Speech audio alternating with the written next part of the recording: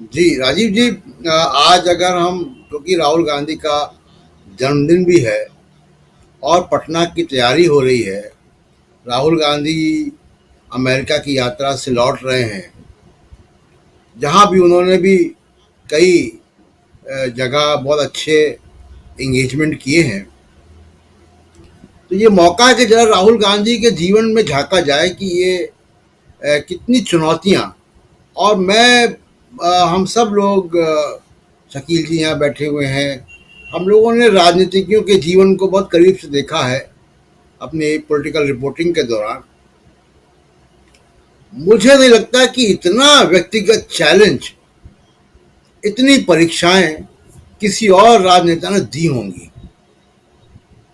यानी अगर आप उनका छात्र जीवन देखें तो वो भी बहुत ही असामान्य था। वो दून स्कूल में पढ़ रहे थे तब इंदिरा गांधी की हत्या हो गई।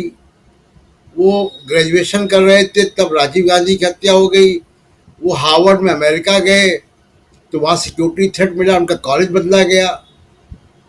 फिर फाइनली उन्होंने इंग्लैंड से, ट्रिनिटी कॉलेज से एमफिल डेवलपमेंट इकोनॉमिक्स में किया।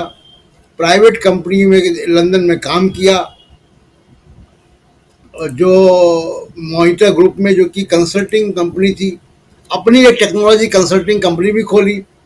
उसके बाद 2004 में जब राहुल गांधी राजनीति में आते हैं, क्योंकि बहुत असामान्य उनका छात्र जीवन था, सिक्योरिटी की वजह से, दो परिवार में हत्याओं की वजह से, तो उनके कोई जाहिर सी बात है कि बहुत दोस्त नहीं होंगे।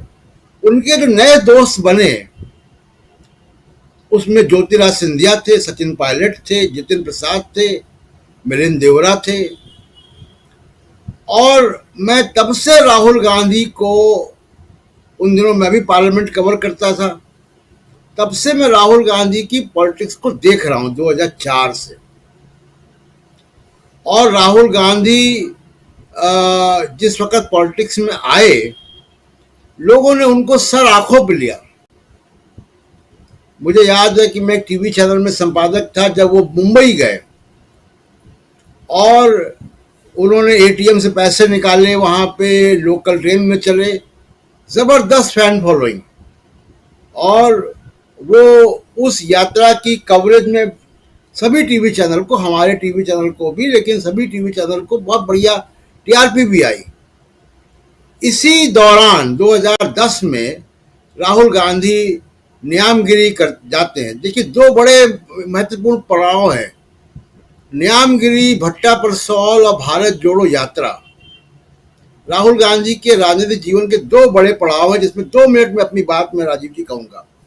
जब वो न्यामगिरी जाते हैं और न्यामगिरी जाने के बाद वो कहते हैं कि जो जमीन एक्वायर की गई माइनिंग के लिए, उस पर पहला हक आदिवासियों का है, जिनकी जमीन है उड़ीसा के न्यामगिरी में।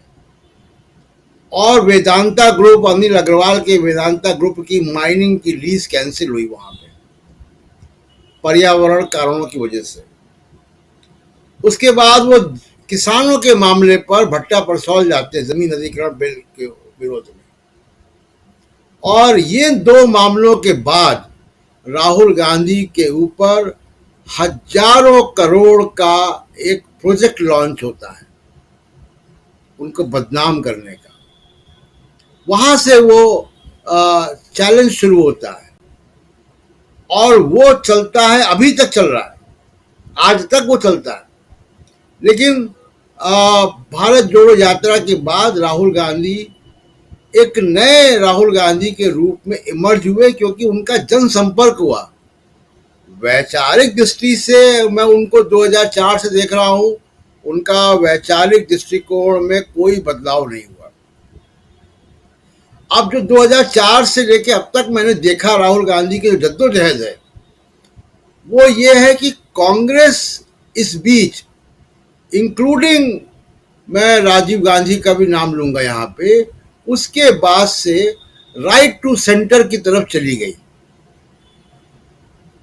सेकुलरिज्म के रास्ते से भी आंशिक तौर पे हटी और आर्थिक नीतियों पे भी वो प्रो रिच, यानी जो इकोनॉमिक रिफॉर्म्स आए, वो उन्होंने अमीर गरीब की खाई बढ़ाई और एक इकोनॉमिक एक्टिविटी ऐसी हुई जिससे कि जो पहले से अमीर थे, जो पहले से समाज के और आर्थिक की पायदानों पे ऊपर लोग थे, उनको फायदे हुए।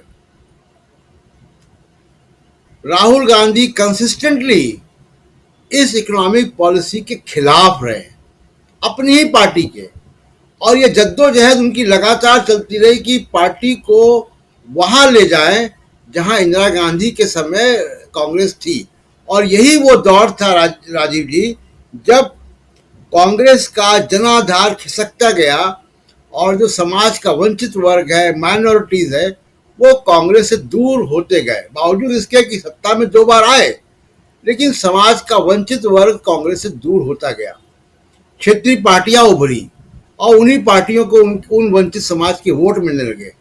लेकिन राहुल गांधी का ये वैचारिक दृष्टिकोण कंसिस्टेंट आज भी है। तो ये राहुल गांधी की बड़ी उपलब्धि है और इसका बहुत भयंकर विरोध है, पार्टी में विरोध है। G23 जिसको हम जानते थे, वो राहुल गांधी की इन्हीं नीतियों के खिलाफ था। परिवारवाद या ये सब तो कैमोफ्लेज था, हाथी के बाहर के दिखाने के वाले दांत थे।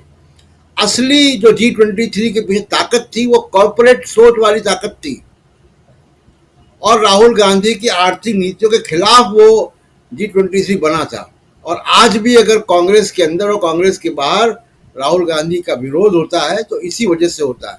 तो ये तो राहुल गांधी की अब तक की यात्रा तो चल रही है। अब उस दौरान आप देखिए कि राहुल गांधी के जो तमाम सारे दोस्त थे वैचारिक, सब ने साथ छोड़ा। ज्योतिराज सिंधिया ने साथ छोड़ा, जितिन प्रसाद ने साथ छोड़ा, सचिन पायलट कितना है कितना नहीं है मैं नहीं कह सकता, मिलिंद देवरा कितना है कितना नहीं है नहीं कह सकता। तो जिन लोगों को राहुल गांधी ने आगे बढ़ाया वो भी नहीं चले साथ में। अब राहुल गांधी, जाहिर सी बात है कि अमेरिका में जब वो एंगेजमेंट कर रहे थे स्टैनफोर्ड यूनिवर्सिटी में, वो ग्लोबल लेवल की बात कर रहे थे। उनकी वो जो परिपक्वता है, जो इतने साल के अनुभव, और खुद राहुल गांधी कहते हैं कि मेरी जितनी पिटाई हुई है किसी की नहीं हुई है और पिटाई से मैंने सीखा है। तो इस संघर्ष में राहुल गांधी ने बहुत सीखा है और इसी विचारों के वैक्यूम से अरविंद केजरीवाल और नरेंद्र मोदी जैसे नेता पैदा होते हैं। तो अब पटना में राहुल गांधी का जो अब विपक्षी दलों का जो साझा एक विचार बन रहा है, वो वही विचार है जो जनता के प्रति जवाबदेह का, लोकतंत्र को और मजबूत करने का, समाज सेकुलरिज्म के सिद्धांत का, इन्हीं विचारों पर के इर्द गिर्द जो है वो विपक्षी एकता का जो है वो तंबू तनेगा पटना में। 63% लोग आज भी,